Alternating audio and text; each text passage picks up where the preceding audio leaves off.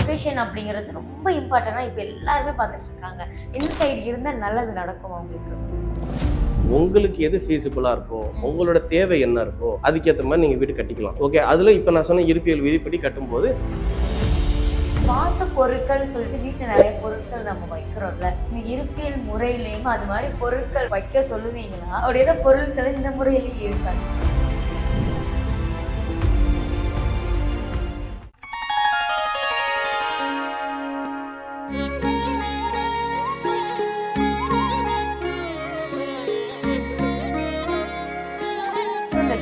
Height அப்படின்னு நீங்க சொன்னீங்கல்ல, அந்த சீலிங் பொறுத்து தான் அவங்களோட அந்த விஷயங்கள்லாம் மாறும் அப்படின்னு.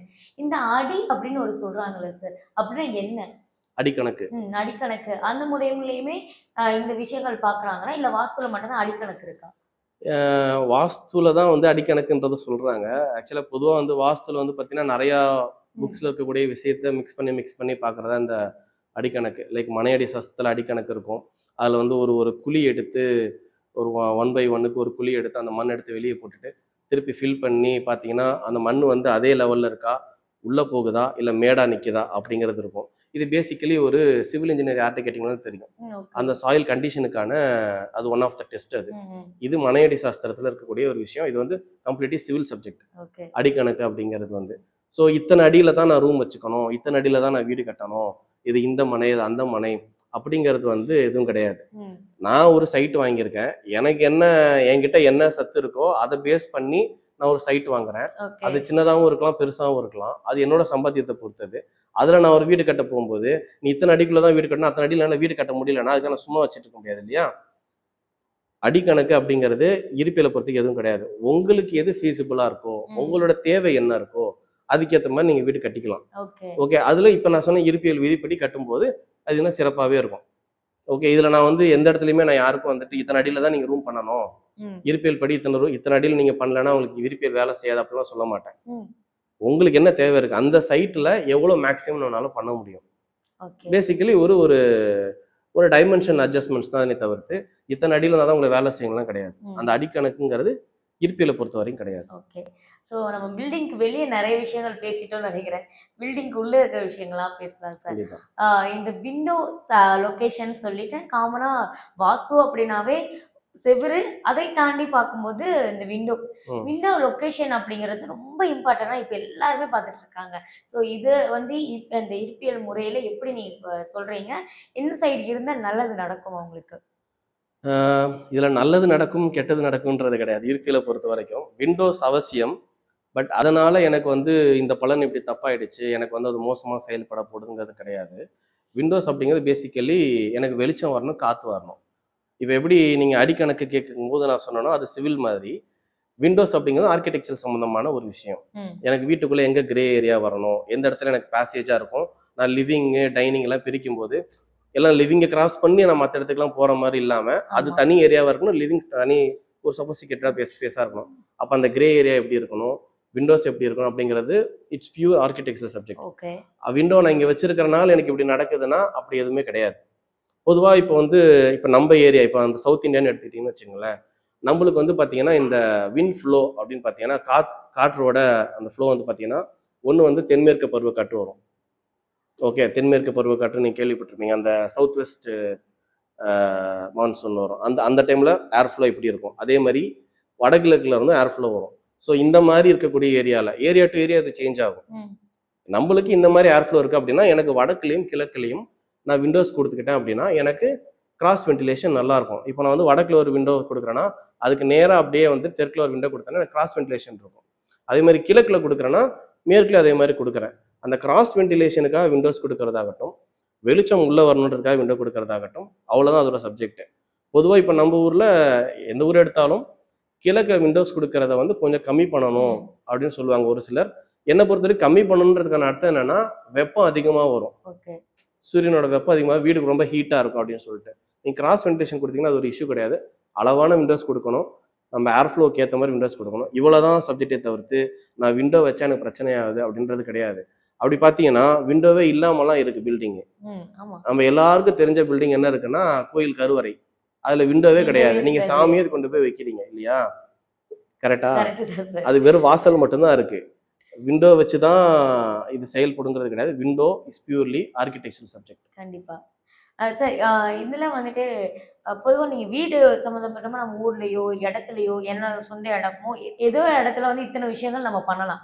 இப்ப நெறைய கமர்ஷியல் பில்டிங் இருக்கு. பெரிய பெரிய பில்டிங் இருக்கு. சென்னைய பொறுத்தவரைக்கும் ஹைட்டான சின்ன பில்டிங்க தவிர்த்து ஹைட்டான பில்டிங் தான் அதிகமா இருக்கு.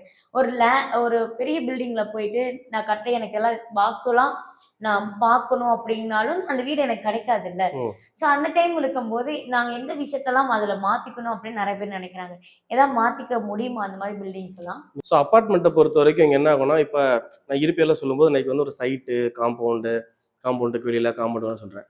அப்பார்ட்மெண்ட் பொறுத்தவரைக்கும் என்னன்னா, இப்போ ஒரு ஃப்ளோர்லயே வந்து எனக்கு 10 பிளாட்ஸ் கூட இருக்கும். அந்த ம், ம், ம். வீடுங்க இருக்கும். அப்ப ஒவ்வொரு வீடும் வந்து ஒவ்வொருத்தருக்கான பவுண்டரி ஆயிடும். ஒவ்வொரு ஓகே. ஒவ்வொரு வீடும் ஒவ்வொருத்தரோட ப்ராப்பர்ட்டி. அப்ப அங்க என்ன ஆயிடும்னா, சைட்டு முழுவதும் கட்டப்பட்ட வீடா அது செயல்படும். ம்.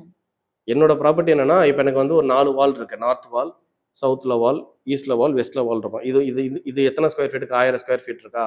750 ஸ்கொயர் ஃபீட் இருக்கா? அந்த கார்பெட் ஏரியா. ஸோ கண்டிப்பா. அதோட என்னோட பவுண்டரி முடிஞ்சு போச்சு. அது எத்தனாவது ஃப்ளோர்ல இருக்கு? அப்ப அது வந்து ஒரு வேள வந்து அந்த கம்ப்ளீட் பில்டிங்க்கும் அந்த பர்ட்டிகுலர் அபார்ட்மெண்ட் வந்து நார்த் பக்கமும், ஈஸ்ட் பக்கமும் ஓப்பன் ஸ்பேஸா இருக்கு. டிரைவ்வே இருக்கு. மேபி அது வந்து ஒரு 3 ஃப்ளோர்ல இருக்குன்னா, எனக்கு ஈஸ்ட் பக்கம் 30 அடி பள்ளம் இருக்கும்.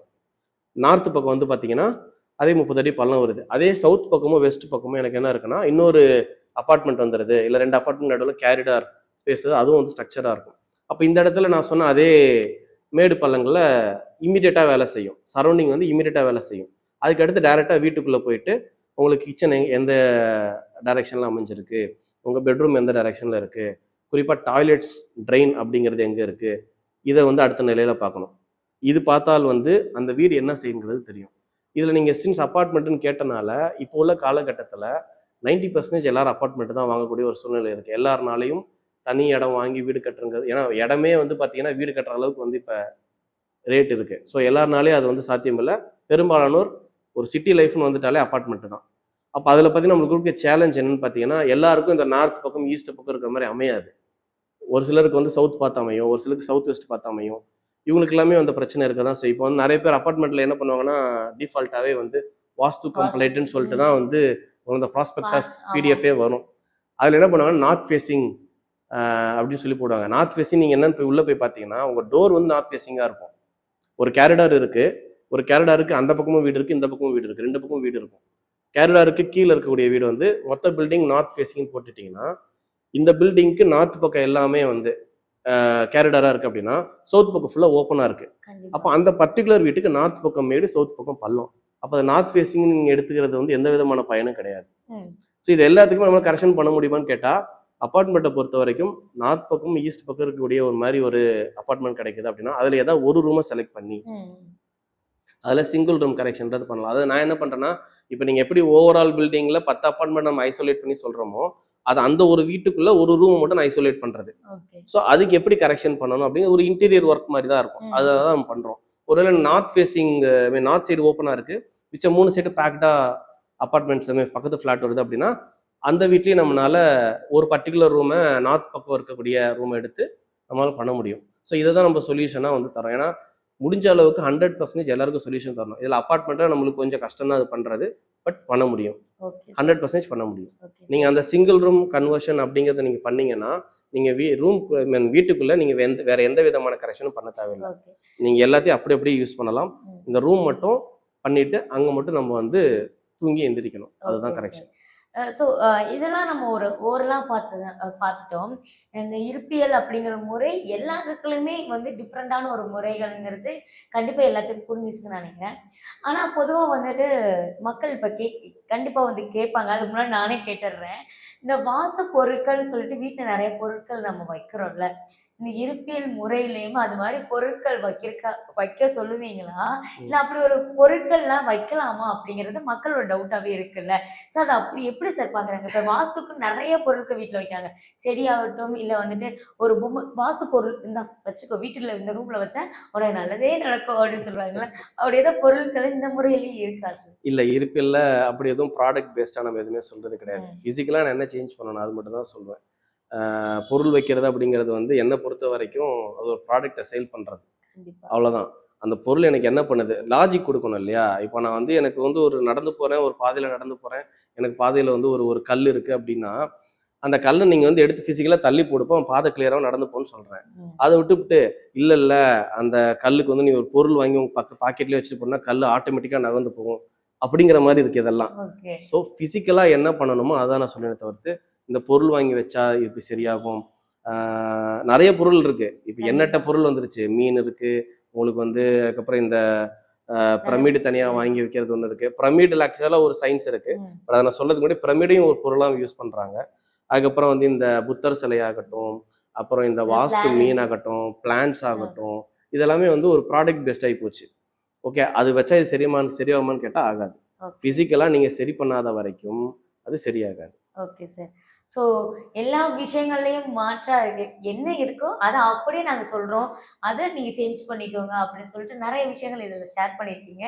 அதையும் தாண்டி நெறைய டவுட்டையும் நான் கிளியர் பண்ணியிருக்கேன். எனக்கு மட்டும் இல்ல, மக்களா அவங்களுக்கும் இதெல்லாம் மாத்திட்டா நல்லா இருக்குமே அப்படின்னு யோசிச்சிருக்காங்க. ஸோ நெறைய விஷயம் எங்க கூட ஷேர் பண்ணதுக்கு ரொம்ப நன்றி சார். நன்றி மேடம்.